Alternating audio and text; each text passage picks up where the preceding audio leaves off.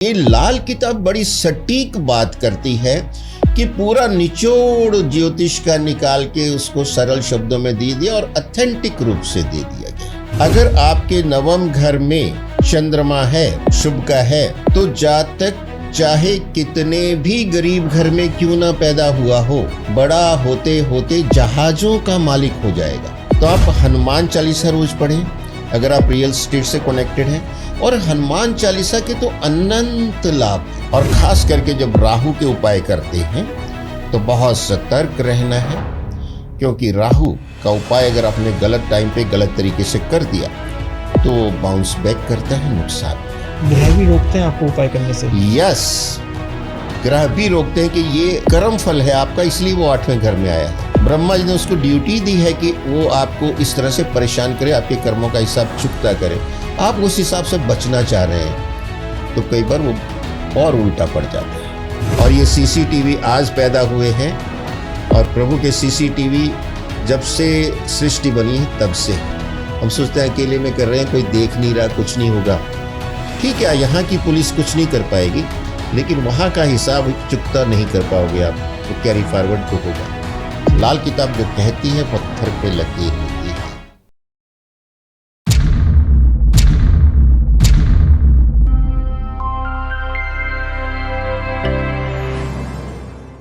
लाल किताब, जी हाँ, आज का वीडियो होने वाला लाल किताब के ऊपर। आपने भी बहुत सारी वीडियोस देखे होंगे, बहुत जगह पढ़ा होगा लाल किताब है क्या। कोई कुछ बताते, कोई कुछ बताता है, लेकिन आपको पता है हम मिथ दूर करते हैं। तो इसी के लिए जो आज हमारे साथ स्टूडियो में जो हमारे गेस्ट आए हैं, मैं डायरेक्ट उनका परिचय देता हूं आपको। डॉक्टर राकेश कुमार कतूरिया जी, जो 45 वर्ष से वैदिक एस्ट्रोलॉजी और लाल किताब का अध्ययन कर रहे हैं और प्रैक्टिस में कर रहे हैं। तो मैं स्वागत करना चाहूँगा डॉक्टर राकेश कुमार कतूरिया सर का। सो पॉडकास्ट बाबा में बहुत बहुत स्वागत सर आपका। धन्यवाद अनमोल जी, आपने मुझे बुलाया। और सिद्धि और सफलताओं के दाता सिद्धि विनायक के चरणों में हम नमन करते हुए आज की परिचर्चा प्रारंभ करते हैं। बिल्कुल सर, बिल्कुल। ज़्यादातर मेरे पास जो क्वेश्चंस आए हैं व्यूअर्स के, वो सब लाल किताब को लेके बहुत चर्चित है आजकल, यूट्यूब भी और सोशल मीडिया भी। तो मेरा पहला यही, लाल किताब है क्या और हम इसको कैसे समझें, आप इसके बारे में बताएं सर। आपने बहुत अच्छा प्रश्न किया है। ये बहुचर्चित विषय है आज का, और जहाँ तक मेरे नॉलेज में है कि लाल किताब जो ओरिजिनल है वो अरेबिक लैंग्वेज में है, और इसके 3 वॉल्यूम हैं। ओके। और ये अविभाजित भारत के पंजाब राज्य के म्यूज़ियम में रखी हुई थी। और उस समय के बहुत बड़े ज्योतिषाचार्य पंडित रूपचंद जी जोशी वहाँ गए। उन्होंने अरेबिक में इन पुस्तकों का अध्ययन किया, और उसमें अध्ययन करने के बाद उन्होंने उर्दू में इसका ट्रांसलेशन करते हुए लाल किताब लिखी जी। और 1932 में उन्होंने पहली बार लाल किताब गुटका पब्लिश की, जिसमें लाल किताब के बारे में बहुत सी जानकारियाँ, उपाय, टोटके बताए गए थे। वहाँ से इसकी शुरुआत होती है। अब जहाँ तक बात आती है अरेबिक की, लाल किताब पूर्णतया वैदिक ज्योतिष के ऊपर ही आधारित है, और हमारे सभी देवी देवताओं का हर तरह से उसमें जिक्र आता है। तो इससे एक चीज़ तो जाहिर है कि ये ज्ञान भारत से ही वहाँ गया, और वहाँ के लोगों ने ट्रांसलेट करके अरेबिक में इसके 3 भाग बनाए, और वो वहाँ उस समय चूँकि इस्लाम का आना जाना शुरू हो चुका था बहुत बहुत पहले से, तो वो वहाँ पहुँच गई। तो सर लाल किताब में मतलब बेसिकली है क्या, मतलब लिखा क्या है उसके अंदर, जो जैसे अभी आपने बताया था कि अरबिक में भी उसे ट्रांसलेट किया गया है, तो उसमें क्या चीज़ें हैं, मतलब किन यूज़र्स के लिए वो बेनिफिशियल है, किन्हें पढ़नी चाहिए और किन की लाइफ में वो क्या कर सकती है, मतलब बहुत इजी बेसिक लैंग्वेज में जो व्यूअर्स को समझ आए, वो एक बार मैं जानना चाहूँगा। देखिए, वैदिक ज्योतिष में राशियों, ग्रहों, नक्षत्रों को अध्ययन किया गया है, उसके हिसाब से फलादेश हुए हैं। उसमें लगन होता है, आपकी राशि होती है, नक्षत्र होते हैं। चंद्र कुंडली होती है, षोडश वर्ग कुंडलियाँ होती हैं, सुदर्शन चक्र होता है। तो उसमें लगता है जिन जो महान प्रकांड विद्वान थे ज्योतिष के, उनको लगा होगा कि ये आम आदमी इसको नहीं अध्ययन कर सकता है और ना ही इतना गहन उतर सकता है। ओके। तो क्यों ना इसको किसी तरह से सरल भाषा में कर दिया जाए और वैदिक ज्योतिष सैद्धांतिक है, इसको हम प्रैक्टिकल टेक्नोलॉजी फॉर्म में ले आए। ओके। जैसे कि लाल किताब में पक्के घरों की बात की गई है, यानी आपका लगन मेष से लेके मीन तक 12 राशियों में से किसी में भी हो सकता है। वैदिक पद्धति से ही कुंडली बनाई जाती है, लेकिन कुंडली बनाने के बाद मान लीजिए कि आपका लगन 6 नंबर है, कन्या है, लेकिन वो 6, 7, 8 से लेके 12 तक सारे अंक मिटा दीजिए और जो पहला घर है लगन है उसमें वहाँ 1 लिख दीजिए, दूसरे घर में 2 लिख दीजिए। तब ये पक्के घरों की कुंडलियाँ बन गई और इसमें ग्रह जो बैठे हैं वो शुभ हैं या अशुभ हैं, उस आधार पे वो आपके जीवन को प्रभावित करते हैं। ओके। और इसमें कई बड़े सिंपल फंडे रखे गए हैं जी। जैसे ये कहा जाता है अगर लगन में केतु है तो आपका सूर्य कुंडली में कहीं भी हो वो उच्च का प्रभाव देगा। अगर आपके नवम घर में चंद्रमा है, शुभ का है, तो जातक चाहे कितने भी गरीब घर में क्यों ना पैदा हुआ हो, बड़ा होते होते जहाज़ों का मालिक हो जाएगा। और मैंने इस चीज़ को अपनी लाइफ में देखा है। मेरी कंपनी में मेरे एक मित्र थे और लगभग वो मेरे ही स्तर पे थे। ओके। एक दिन वो रविवार को आ गए, कहने लगे यार ये जरा मेरी कुंडली देखो। मैंने उनकी कुंडली देखी और लाल किताब के हिसाब से देखी, उनके नवम भाव में बहुत शुभ चंद्रमा बैठा था। तो मैंने उनको बोला कि ये लाल किताब की स्टेटमेंट है, आप जहाज़ों के मालिक हो जाएंगे। हंसने लगे, खिंचाई के लिए कोई और नहीं मिला था। मैंने कहा आपने पूछा है, आपके कुंडली कह रही, मैं बता रहा हूँ। और आप विश्वास नहीं करेंगे, वो बड़ी तेजी से कंपनी में बढ़ते बढ़ते डायरेक्टर के पद पे पहुंचे और उस कंपनी का कार्य कुछ ऐसा था कि समुद्र में उसका काम था। जहाँ शिप भी जाते थे, बड़े बड़े वहाँ इंस्टॉलेशन भी थे, उसके मालिक हो गए वो। ऐसे कई एग्जाम्पल मैंने देखे हैं जी। तो ये लाल किताब बड़ी सटीक बात करती है कि पूरा निचोड़ ज्योतिष का निकाल के उसको सरल शब्दों में दे दिया और ऑथेंटिक रूप से दे दिया गया है। जैसे भी आपने एक चीज़ बोली कि आपने उनकी कुंडली लाल किताब के हिसाब से देखी, तो लाल किताब की एस्ट्रोलॉजी अलग है और जो हम एस्ट्रोलॉजी नॉर्मल देखते हैं वो अलग है, या दोनों एक ही है? दोनों में थोड़ा अलग है, आधार वैदिक का ही है। ओके। लेकिन उसके आगे जब बढ़ती है वो जी। उसकी आधार पे वो टेक्नोलॉजी में चली जाती है, जैसे वो एप्लीकेशन में चली जाती है। वैदिक की जो एप्लीकेशन है वो लाल किताब है। ओके। और उसके जो टोटके हैं बड़े प्रभावशाली हैं। ओके। जैसे वो कहता है कि यदि चंद्रमा अष्टम भाव में है, अष्टम भाव कुंडली का अच्छा भाव नहीं, इसको मृत्यु स्थान कहा जाता है। और शरीर में देखें तो हमारे ये जो कूल्हे हैं वो भाग है जहाँ की इंसान में के कूल्हों में चर्बी जमती है, मोटापा आता है। ओके। यहाँ यानी वहाँ वो अटक गया है। जब चंद्रमा जल तत्व है वहाँ अटक गया है तो वो प्रभाव कैसे देगा? और जल तत्व हमारे शरीर में 70% है। ऐसा इंसान जो है चिड़चिड़ा हो जाता है और डिप्रेशन में चला जाता है। वो अपना जो है चंद्रमा का प्रभाव ऐसा होता है कि डिप्रेशन में जाने के बाद ऐसे लोग कई बार सुसाइड भी कर लेते हैं। अब उस चंद्रमा को वो फंसा हुआ है, वहां से कैसे मुक्त किया जाए, इस पे लाल किताब बात करती है। कहती है ऐसे जातक को शमशान घाट में हैंड पंप लगवा देना चाहिए। अच्छा। शमशान घाट कुंडली का 8वां घर होता है और जब पाताल तोड़ के उसमें जाएगा और ऊपर जल आएगा, हैंड पंप से पाताल में से जल आता है, तो वहां फंसे हुए जल को आपने मुक्त कर दिया। आपकी कुंडली का जो दोष है वहां दूर होगा और चंद्रमा के प्रभाव आपके अच्छे होने लग जाएंगे। तो क्या यह टेक्नोलॉजी नहीं है हैंडपंप लगाना? वो सिद्धांत है, उसको टेक्नोलॉजी में ले आए कि उसको हम कैसे नलीफाई कर सकते हैं। अगर किसी को खुद जानना हो अपनी कुंडली में कि ये कौन से भाव में मेरा चंद्रमा है, या जैसा बाकी ग्रह भी बता रहे हैं, तो ये कैसे पता कर सकते हैं? मतलब इसकी देखिए, इसको जानने के लिए आपको ज्योतिष का बेसिक नॉलेज होना बहुत ज़रूरी है जी। तभी आप जान पाएंगे। कुछ बेसिक आप बताना चाहें? जी हाँ, जो कुंडली का पहला भाव होता है जिसको लगन कहते हैं, जिस समय जातक का जन्म होता है उस समय ईस्ट हॉराइजन में जो राशि उदित हो रही होती है जी। वो लगन कहलाती है। अब 24 घंटों में 12 राशियां घूम जाती हैं। अब उस समय जो भी राशि उदित हो रही है 1 से 12 तक कोई भी हो सकती है। हम मान लेते हैं कि उस समय जो राशि उदित हो रही थी वो सिंह राशि उदित हो रही थी, ठीक है, उदाहरण के लिए। ठीक है। 5 नंबर है उसका। 5 नंबर। उसका स्वामी जो है सूर्य है, ग्रह मंडल का राजा है जी। और उस समय चंद्रमा मीन राशि में था। ओके।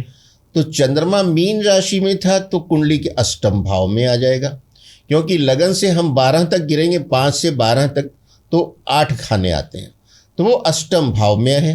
चंद्रमा अष्टम में फंस गया तो वही जो मैंने वर्णन किया अष्टम के चंद्रमा का वही प्रभाव होगा और वही उपाय होगा। मतलब अगर किसी जातक का जन्म हुआ है और उसका मतलब जैसा आपने बताया सिंह है, तो उसकी पहली राशि सिंह से कैलकुलेट होगी कि वो पहली राशि वह सिंह है, हाँ, लेकिन वो घर पहला है, उसके लिए पहला घर है, उसके लिए मेष और नहीं जब होगा। लाल किताब की बात करेंगे तो वहां से हम 5 नंबर मिटा के 1 नंबर लिखेंगे। जी। जहां अगले खाने में 6 लिखा है 2 लिखेंगे, उससे अगले में 7 लिखा है 3 लिखेंगे। यानी लाल किताब हमेशा पक्के घरों की बात करता है और वो हमेशा 1 नंबर से शुरू होते हैं, जो आपकी राशि लेकिन है। ध्यान रहे कुंडली हम वैदिक पद्धति से ही बनाते हैं। ओके। और उसके बाद उनके सारे जो नंबर हैं राशियों के मिटा दिए जाते हैं और पहले खाने पे 1 लिख के उसके हिसाब से 12 तक लिख दिया जाता है, एंटी क्लॉकवाइज लिखा जाता है। तो उससे पता चल जाता है कि क्या चल रहा है इसकी फिर लाइफ कौन से में। खाने में कौन सा ग्रह है वो सीधी गिनती से पता लग जाता है। इसलिए मैंने आपको कहा कि लाल किताब को सरल किया गया है। ना लाल किताब चंद्र कुंडली की बात करती, ना षोडश वर्ग की, ना सुदर्शन चक्र की, सीधे पक्के घरों की बात करती है, सीधे टूट के देती है कि ये और उस आधार पे आपका ग्रह शुभ है तो ठीक है, अशुभ है तो उसकी अशुभता को दूर करने के लिए बड़े सरल कुदरत से, नेचर से जुड़े हुए टोटके। क्या आपको हैंडपंप लगाया तो नेचर से नहीं कनेक्ट किया गया? बिल्कुल बिल्कुल। और कौन से ऐसे आसान और पॉपुलर टोटके हैं जो हर कोई अपनी जीवन लाइफ में, मतलब जो हमारे व्यूअर्स देख रहे हैं कि ना उन्हें लग भी रहा है कि हमारे साथ ये प्रॉब्लम हो भी रही है, लेकिन श्योर भी नहीं है कि उसी चक्कर में हो रही है, किसी और वजह से हो रही है, लेकिन अगर वो टोटके करना चाहें तो कर सकते हैं? ये कर सकते हैं। तो कौन से टोटके हैं सर, आप बताइए। देखिए, यूं तो लाल किताब में हजारों टोटके हैं जो कि बड़े स्पेसिफिक होते हैं, कुंडली में क्या दोष है उसके हिसाब से होते हैं, लेकिन कुछ जनरल टोटके जो सबको लाभान्वित कर सकते हैं वो मैं आपको बता सकता हूं। जैसे कि अगर टांगों में दर्द है, बच्चों के जीवन में परेशानियां हैं, तो ये केतु का दुष्प्रभाव है। लाल किताब की खासियत क्या है कि आपको पूरी नेचर के साथ कनेक्ट करती है, पेड़ पौधों से कनेक्ट करती है, जीव जंतुओं से कनेक्ट करती है। अब केतु का जो प्राणी है वो कुत्ता है, खास करके ये काला कुत्ता हो या काले या सफ़ेद रंग का मिक्स कुत्ता हो। अगर आप कुत्ते की सेवा शुरू कर देते हैं, यानी उसको दूध पिलाना, उसको रोटी खिलाना या उसकी पालना करना अपने घर में, आपके केतु के प्रभाव शुभ होने लगेंगे। और केतु सब सुखों का दाता है, अच्छा, नेकी का फरिश्ता है, मोक्ष का दाता है। मतलब आपके जीवन के कई पार्ट उससे अच्छे होने लग जाएंगे एक सरल से उपाय से।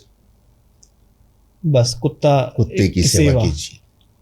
उसी तरह अब गाय का वर्णन तो हमारे शास्त्रों में इतना है कि गाय की बारे में मैं कुछ बोलूं तो सूरज को दिया दिखाने वाली बात होगी, लेकिन अगर आप गाय की सेवा करने लग जाए, अपनी थाली में से पहली रोटी निकालें, गाय के लिए रख दें और उसमें आधी रोटी गाय को दें, आधी से आधी कुत्ते को दें और आधी से आधी कौवे को दें।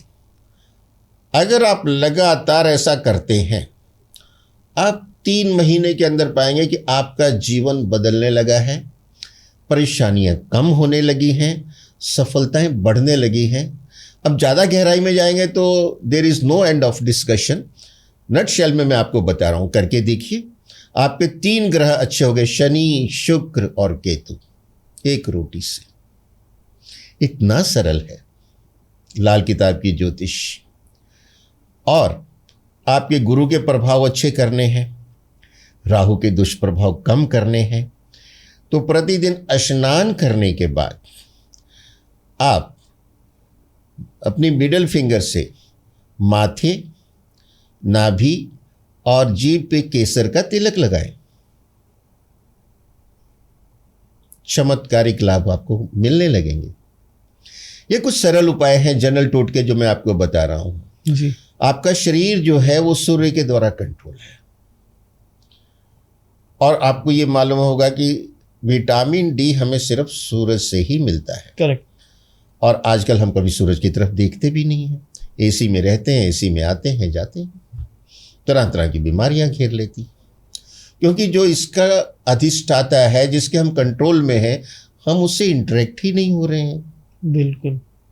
तो बहुत सरल उपाय, सुबह स्नान करने के बाद तांबे के लोटे में जल लीजिए, भगवान सूर्य नारायण की तरफ देखते हुए जल को छोड़िए, हाथ रोकिए, फिर छोड़िए, हाथ रोकिए और तीसरी बार में पूरा लोटा खाली कर दीजिए।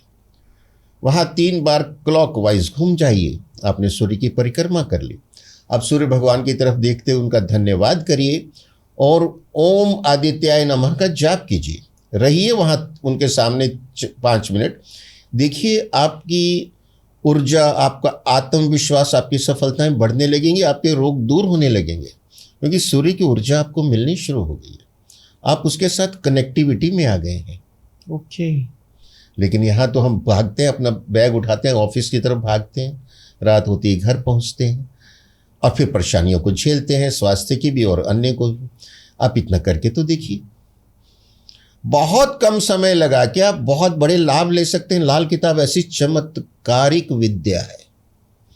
उन गुरुओं को कोटि कोटि नमन है जिन्होंने वैदिक ज्योतिष से इसको आगे टेक्नोलॉजी के रूप में परिवर्तित किया।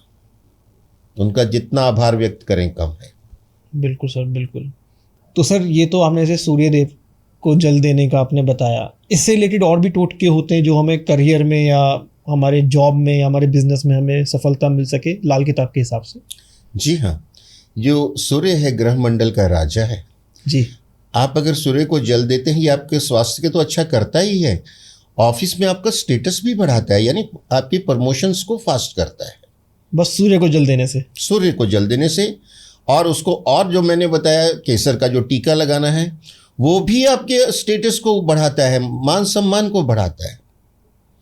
यानी एक एक टोटके के अंदर सैकड़ों लाभ छुपे हैं। बिल्कुल बिल्कुल। अगर किसी का बिजनेस सेटअप कर लिया है और मतलब जो उसने सोचा था माइंड में कि इतना मुझे लाभ मिलेगा या इतना सक्सेस में हूँगा इसमें, लेकिन वो नहीं हो रहा है, तो इसके लिए कोई टोटका सर? हाँ बिल्कुल, उसके लिए टोटका है जी। तो बिजनेस में भी जो हम केतु की सेवा करेंगे, कुत्ते की सेवा करेंगे, वो हेल्प करेगा जी। उसके अलावा बिजनेस के लिए हमें जो गणपति जी की, सिद्धि विनायक की जो पूजा करने से भी लाभ होगा। हर बुधवार को हम गणपति जी के मंदिर जाएं, उनको लाल फूल दुर्वा समर्पित करके उनको प्रार्थना करें और समय समय पे उनको मोदक का भोग लगवाएं। ओके। ये आपके बिजनेस को बहुत ही बूस्ट करेगा। बिल्कुल बिल्कुल। और सर कौन से टोटके हैं जो नॉर्मल यूजर्स को करने चाहिए, मतलब इजी, अपने घर में सुख शांति के लिए हो गया, या उनके बच्चे पढ़ाई में अच्छे नहीं है, या घर में कलेश रहता है, या नॉर्मल हस्बैंड वाइफ की नहीं बन रही, तो इस टाइप के टोटके भी लाल किताब देती है हमें? बिल्कुल। अगर बच्चों की पढ़ाई अच्छी नहीं चल रही है तो बच्चों के माथे, नाभि और जीभ पे केसर लगाना शुरू कीजिए आप, क्योंकि ये गुरु का प्रतीक है और गुरु विद्या देता है।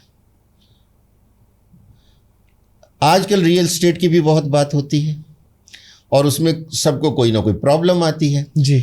अब भूमि का कारक कौन है? भौमदेव, मंगल। मंगल के देवता कौन है? हनुमान जी हैं। जी। तो आप हनुमान चालीसा रोज पढ़ें अगर आप रियल स्टेट से कनेक्टेड हैं, और हनुमान चालीसा के तो अनंत लाभ हैं। मैं कहता हूँ प्रत्येक व्यक्ति को प्रतिदिन एक बार तो जरूर हनुमान चालीसा पढ़ना चाहिए, और प्रत्येक मंगलवार को जी। मसूर की लाल दाल, थोड़ा सा गुड़ डाल के गाय को खिलाया जाए। अगर ये 8 मंगलवार लगातार किया जाए, आपके जो भूमि भवन वाहन से संबंधित समस्याएं हैं उनका निदान होना शुरू हो जाएगा। आप उस क्षेत्र में आगे बढ़ने लग जाएंगे। और अगर से किसी के घर पे मतलब उसको फील हो रहा है लड़ाई झगड़े हो रहे हैं, और कुछ ऐसी बात भी नहीं है, छोटी छोटी बातों पे आजकल बहुत बड़ी बड़ी बातें हो जाती हैं, तो ये इसके लिए भी कुछ है? हाँ, इसके लिए है। इसके लिए प्रतिदिन विष्णु सहस्त्र नाम का पाठ करें, और केसर का तिलक यहाँ भी आपको लाभ करेगा, क्योंकि ये सद्बुद्धि देने वाला है। झगड़े क्यों होते हैं? दुर्बुद्धि की वजह से होते हैं ना, बुद्धि ठीक नहीं है आपकी, इसलिए झगड़े होते हैं। और गुरु ज्ञान का कारक है। केसर जो है गुरु का प्रतीक है। अगर आप केसर लगाते हैं, इसके अनेक फायदे हैं। आपकी बुद्धि अच्छी होने लगेगी। आप जीभ पे लगा रहे हैं, आपका वाणी का कारक है, आपकी वाणी शुद्ध होने लगेगी। झगड़ा क्यों होता है? वाणी खराब कर लेते हैं आप अपनी, तो वाणी खराब नहीं होगी। नॉट ओनली, केसर जो है बहुत पावरफुल हर्ब है। लंबे समय तक जीभ पे लगती रहेगी तो वो अंदर असर कर रही है, आपकी इम्यूनिटी बढ़ने लग जाएगी, वो रोगों से रक्षा करेगी। मैंने कहा ना, एक एक टोटके के अंदर सैकड़ों लाभ छुपे हैं। मामूली सा टोटका है कुछ सेकंड्स का। और सर जो आप बताना चाहें कोई कॉमन टोटके मैं जानना चाहूँगा। ये जो मैं बता रहा हूँ ना, ये करते रहिए। कॉमन है, जैसे गाय की सेवा बताई मैंने, कुत्ते की सेवा बताई, सूर्य देव जी को जल देना बताया। एक और टोटका आपको बताता हूँ, लेकिन वो आपको लगातार 48 दिन करना है। आपके कई ग्रहों को अच्छा कर देगा। आपने वटवृक्ष देखे होंगे, बहुत विशाल होते हैं, इनकी आयु सैकड़ों हजारों सालों में होती है। इनकी जो जटाएं हैं वो हवा में लटकती हैं, और ये ऑक्सीजन बहुत देते हैं। ये भगवान शिव का साक्षात रूप है। और लाल किताब में इसको सूर्य का प्रतीक माना गया है। ओके। बहुत ज़्यादा ऊर्जा होती है वटवृक्ष में। तो प्रतिदिन सुबह स्नान करने के बाद आप एक चांदी या स्टील का लोटा लीजिए, उसमें थोड़ी सी चीनी या देसी खांड, 2-3 चम्मच गाय के दूध के, 1 चुटकी चावल, थोड़ा सा गंगा जल, और फिर उसको साधारण पानी से भर लीजिए। और ये पानी आप वट वृक्ष के तने पे दीजिए। वट वृक्ष के तने पे देंगे तो वट वृक्ष से जो ऊर्जा रिलीज होगी जल डालने से, वो आपकी बॉडी पे आएगी, आपको उसकी पॉजिटिविटी आएगी। और वट वृक्ष का जो तापमान है लगभग वही रहता है जो आपकी बॉडी का तापमान है। नेचर से जुड़ा हुआ है आपका शरीर हर जगह जी। और वो जो पानी आपने डाला नीचे, वो मिट्टी में गया, मिट्टी गीली हुई। अब लाल किताब के हिसाब से मिट्टी शुक्र है। ओके। आपने उस गीली मिट्टी का मध्यमा अंगुली से उस गीली मिट्टी को लेके यहाँ तिलक लगाना है। ये आपके यहाँ तिलक लगाने से आपके कई ग्रहों को वो अच्छा करेगी। और 48 दिन आपने कर लिया तो आपको बहुत सुखद अनुभूतियां होंगी। अगर कोई अब्रॉड जाना चाह रहा है, नहीं जा पा रहा है, उसके लिए सबसे पहले विदेश यात्रा करने वाले कौन थे हमारे यहाँ? हनुमान जी। बिल्कुल। और सबसे पहले पायलट कौन थे जो पुष्पक विमान को लेके आए थे श्रीलंका से? हनुमान जी। और विदेश यात्रा के लिए आपको क्या चाहिए? विमान चाहिए। तो स्पष्ट है, हनुमान जी की भक्ति कीजिए, आप देखेंगे, उनको प्रार्थना कीजिए, वो आपको विदेश पहुंचा देंगे। और कुत्ते की सेवा, कुत्ता लंबी यात्राओं का भी कारक है। केतु जो है, मैंने कहा ना, एक एक टोटके के अंदर सैकड़ों लाभ छुपे हैं। तो केतु लंबी यात्राएं कराता है। लंबी यात्रा अर्थात विदेश यात्रा। तो वहाँ उसकी सेवा से वो भी कनेक्ट हो गया। ओके। बहुत गहराई है लाल किताब की। गवर्नमेंट जॉब के लिए सर? सूर्य सरकार क्या है? राजा है। जी। और ग्रह मंडल का राजा कौन है? सूर्य। सूर्य। और उसकी स्तुति तो मैं आपको बता चुका। बिल्कुल बिल्कुल। मैंने चंद्रमा नवम भाव का प्रभाव बताया था। उसी तरह चंद्रमा अगर यदि द्वादश भाव में है तो वैदिक ज्योतिष के हिसाब से ये अच्छा नहीं है। ओके। लेकिन लाल किताब क्या कहती है कि चंद्रमा यदि 12वें घर में है तो ऐसा जातक चाहे अनपढ़ ही क्यों ना हो लेकिन होगा पढ़े लिखों का बाप। अच्छा। अब आप ये बताइए कैसे संभव है? जी। आपने बहुत ऐसे लोग देखे होंगे जो कि अंगूठा छाप होते हैं, लेकिन होते क्या हैं? बड़े बड़े मंत्री होते हैं। और मैं एक वेल नोन एग्जाम्पल देता हूं। राबड़ी देवी जी मुख्यमंत्री बनी थी बिहार की। अगर हम कहें वो अंगूठा छाप हैं तो कोई गलत नहीं होगा। उनको सारा मंत्रिमंडल और सारी ब्यूरोक्रेसी रिपोर्ट करती थी। तो क्या लाल किताब की बात सटीक नहीं जा रही? और उनके सुपुत्र भी 9वीं फेल हैं, उप मुख्यमंत्री रहे हैं और आज विपक्ष के नेता हैं वहाँ के। एग्जाम्पल बहुत मिलेंगे, मैंने आपको नटशेल में ये दिया। जी। लाल किताब जो कहती है पत्थर पे लकीर होती है। लाल किताब कैसे भी टोटके हमने डिस्कस करे सर, और जो आपने बताया, तो इन टोटकों करते कोई नुकसान भी हो सकता है कभी, जिनका ध्यान रखना चाहिए? जी हाँ, इनका नुकसान भी हो सकता है। अगर ये टोटके रात्रि को किए गए तो ये नुकसान कर सकते हैं। ये टोटके हमेशा दिन के समय करने चाहिए और एक दिन में एक ही टोटका करना चाहिए। अगर आपने मल्टीपल टोटके एक ही दिन में कर दिए तो आपस में उनकी टकराव हो सकता है ग्रहों का। और ख़ास करके जब राहु के उपाय करते हैं तो बहुत सतर्क रहना है, क्योंकि राहु का उपाय अगर आपने गलत टाइम पे गलत तरीके से कर दिया तो बाउंस बैक करता है, नुकसान हो जाता है। राहु के क्या उपाय हैं सर? जैसे राहु अष्टम भाव में हो तो उसके लिए आपको लेड मेटल, जिसे हिंदी में सीसा धातु कहा जाता है, वो राहु की धातु है। उसके 8 टुकड़े बराबर वजन के लेने हैं और 8 ही नारियल लेने हैं जटा वाले, और उसको बहते जल में प्रवाहित करना है। ओके। लेकिन राहु इस उपाय में रुकावट पैदा करता है। अगर आप जा रहे हैं तो जाते समय कोई समस्या ना हो जाए।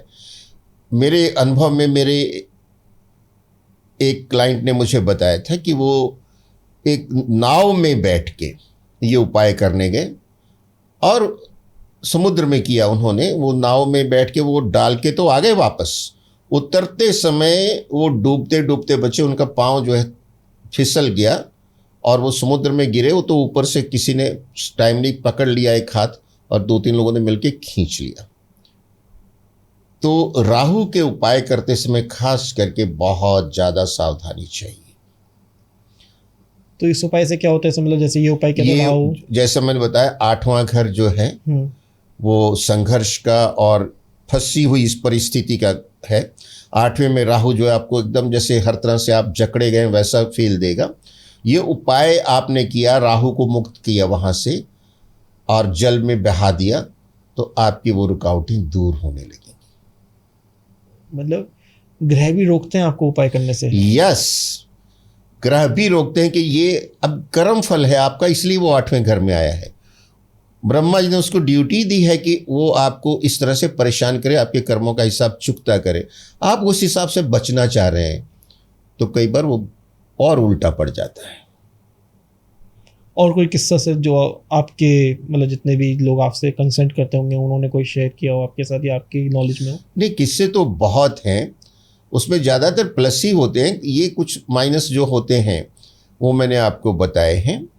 तो सावधानी बहुत ज़रूरी है। एक दिन में एक ही टोटका करना है और राहु के या क्रूर ग्रहों के टोटकों में बहुत सावधानी की ज़रूरत होती है। कई बार क्या, केतु का उपाय करते वक्त कुत्ता काट भी जाता है, क्योंकि आप उसके उपाय करके उससे बचने की कोशिश कर रहे हैं। बिल्कुल। पता लगा वो काट खाया उसने। अभी आपने क्रूर ग्रह बोले, और कौन से हैं सर क्रूर ग्रह जिनसे? देखिए, ज्योतिष के हिसाब से सूर्य, राहु, केतु, मंगल, शनि, ये क्रूर ग्रह हैं और पापी भी हैं। लेकिन सूर्य पापी नहीं है, क्रूर है, सिर्फ क्रूर है। बाकी के 4 पापी भी हैं। और जो छिन्न चंद्रमा होता है, जैसे अमावस का या अमावस के आसपास का, तो उस चंद्रमा का बल ऑलमोस्ट शून्य हो जाता है। तो छिन्न चंद्रमा भी पापी ग्रह की तरह कार्य करता है, जबकि वो शुभ ग्रह होता है इन जनरल जी। तो इस तरह से ये ग्रहों के भेद हैं जो लाल किताब हमें समझाती है। अगर किसी को गुस्सा बहुत ज़्यादा आता हो सर, उसके लिए? अगर गुस्सा बहुत ज़्यादा आता है तो क्रूर ग्रहों की आप पे बहुत ज़्यादा प्रभाव है। अच्छा। कि क्रूरता ही, गुस्सा क्रूरता ही का तो रूप है जी। तो उसके लिए आपको ठंडक लानी है अपने आप में। और चंद्रमा कहाँ विराजते हैं? शिव जी के मस्तक पे। तो प्रति सोमवार आप मंदिर जाइए, शिव पूजन कीजिए, उन पे चावल, दूध और चीनी समर्पित कीजिए। जी। नमः शिवाय का जाप कीजिए। लगातार करते रहने से राहत आने लगेगी। सर कुछ और टोटकों की तरफ चलते हैं। बहुत नॉर्मल है लोगों की लाइफ में आज के टाइम में, बहुत से लोग घर से बाहर निकलने में डरते हैं, तो इसके लिए भी कोई टोटके होते हैं कि जो इजीली कर सके इंसान? Yes, you are right. बहुत से लोग घर से बाहर निकलते वक्त डरते हैं और इसका मैं बहुत सरल उपाय बताता हूँ। आप घर से निकलने से पहले हनुमान जी का ध्यान करके हनुमान चालीसा पढ़ लें। उसमें आता भी है, नासे रोग हरे सब पीरा, जपत निरंतर हनुमत बीरा, संकट ते हनुमान छुड़ावे, मन क्रम बचन ध्यान जो लावे, सब पर राम तपस्वी राजा, तिनके काज सकल तुम साजा, और मनोरथ जो कोई लावे, सोई अमित जीवन फल पावे, चारों युग प्रताप तुम्हारा, है प्रसिद्ध जगत उजियारा। तो क्या फिर कहीं जगत में आपको डर लगेगा? आप विश्वास कीजिए, पढ़ के जाइए हनुमान चालीसा। बिल्कुल बिल्कुल। सर मैं थोड़ा सा, जैसे अभी आपने बहुत सारे टोटके बताए, उसमें आपने एक चीज़ बार बार रिपीट करी कि अपने फोरहेड पे, अपने जीभ पे और अपनी नाभि पे तिलक लगाएं केसर का। तो ये इन्हीं 3 पार्ट्स पे क्यों? मतलब आके मोस्टली टोटकों में ये 3 पार्ट बार बार आ रहे हैं। देखिए, ऐसा है, केसर जो है जी। गुरु का प्रतीक है और ये अमृत तत्व है। और जो आपका माथा है, यहाँ आपका आज्ञा चक्र है। आज्ञा चक्र पे आप जिस तत्व को लगाएंगे उससे पूरा आपका शरीर प्रभावित होना शुरू होता है। तो आपने गुरु तत्व, अमृत तत्व को यहाँ एक्टिवेट किया तो गुरु का ज्ञान आपके अंदर जाना शुरू होगा। अमृत तत्व आपके अंदर जाना शुरू होगा तो आप में शुभता बढ़नी शुरू होगी, आप में ज्ञान बढ़ना शुरू होगा। और जब ज्ञान शुद्ध होगा, अमृत तत्व से युक्त होगा, तो जीवन बहुत सुंदर होगा। आप अपनी वाणी से ही सारा कार्य करते हैं।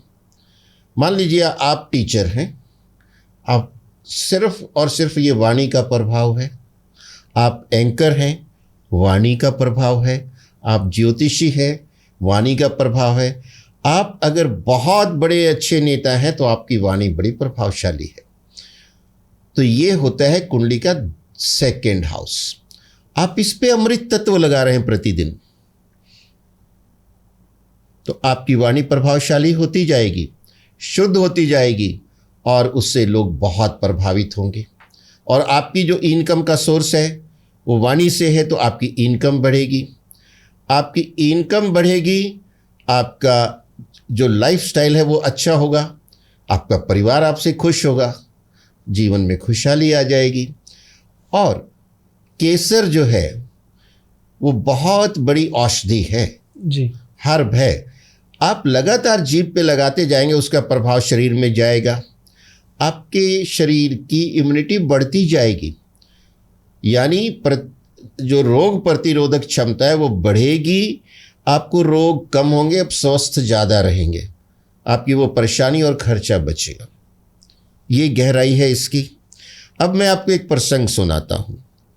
जब भगवान श्री राम और रावण आमने सामने थे अंतिम क्षणों में युद्ध के, और भगवान श्री राम रावण पे बाण चला रहे थे, लेकिन रावण का बाण भी बांका नहीं हो रहा था जी।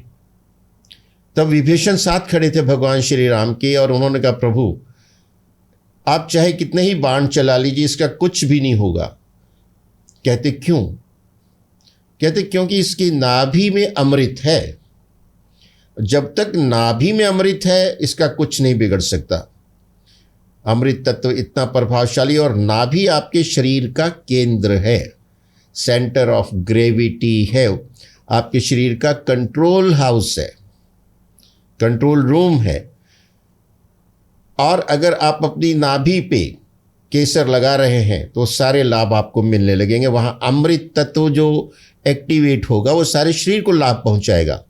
तो भगवान श्री राम ने अगला तीर रावण की नाभि में मारा, जिससे उसके अमृत तत्व जल गया, और उसके बाद के तीरों में रावण का अंत हो गया। इतनी गहराई है केसर का तिलक मस्तक, नाभि और जीभ पे लगाने का, और ये सैकड़ों प्रकार के लाभ आपको देता है, आप वहाँ तक सोच भी नहीं सकते। बिल्कुल सर, बिल्कुल। मतलब जो आपने इसका वर्णन बताया ये तो अद्भुत है बहुत। मैं थोड़ा सा चेंज करना चाहूँगा, थोड़ा सा रुक अपने एपिसोड का, मतलब मैं थोड़ा सा कर्मों के ऊपर लेके आना चाहूँगा लाल किताब को। तो क्या लाल किताब हमारे पिछले जन्म के कर्म या इस जन्म के कर्म भी बताती है? देखिए, इंसान कर्मों से बंधा हुआ है, और भगवान श्री कृष्ण गीता में कर्मफल पे बहुत जोर देते हैं, बहुत ज्ञान देते हैं, और आप अपने कर्मों से बच नहीं सकते हैं। और आपकी कुंडली, आपका हॉरोस्कोप है क्या? गहरा रहस्य है। बिल्कुल। It is nothing but carry forward balance sheet of your previous birth deeds. पिछले जन्मों के कर्मों का लेखा जोखा है। अगर आप देनदारियां सिर पे लेके आए हैं, आप बच नहीं सकते, आपको देनी होंगी। और अगर आप पिछले जन्मों में अपनी एफडी करा के आए हैं, वो आपको ज़रूर मिलेगी ब्याज के साथ। मैं आपको एक सिंपल लेमैन एग्जांपल से बताता हूँ। आप एटीएम पे गए पैसा निकालने, एक सज्जन दूसरे भी आए उस समय, आपने अपना कार्ड डाला एटीएम में, अपना पिन कोड डाला, खट खट खट खट नोट आ गया, आपने गिने और कार्ड लिया और चल दिए। दूसरा बंदा कार्ड डालता है और स्क्रीन पे आता है इनसफिशिएंट बैलेंस, कुछ नहीं निकला। कर्म तो वही था, कार्ड डाला था, पिन कोड डाला था। यही बात है पिछले जन्मों की। कैरी फॉरवर्ड लेके आए हो या देनदारियां लेके आए हो, क्रेडिट लेके आए हो या डेट लेके आए हो, ये आपके ग्रह बताते हैं। आप समझे पिछले जन्म में किसी का मार लिया, क्या कर लिया उसने मेरा, अगले जन्म में देना पड़ेगा। ये है ग्रह फल, और ये क्रूर ग्रहों से बहुत ज़्यादा कंट्रोल होते हैं। मैंने आपको पहले भी बताया कि वो उपाय करने के समय आपके लिए समस्या भी खड़ी कर सकते हैं। सावधान, बिल्कुल बिल्कुल। ये बहुत आवश्यक है। तो ये कर्मों का ही लेखा जोखा है, कर्म आपको कोई छोड़ेंगे नहीं छोड़ेंगे। मैं बताता हूं, भगवान श्री राम के अवतार में भगवान श्री राम ने बाली को छुप के तीर मारा था, बाली मर गया था। और गीता में यही बताया कि ये भगवान भी जब अवतार के रूप में आते हैं तो कर्म से अक्षम्य है।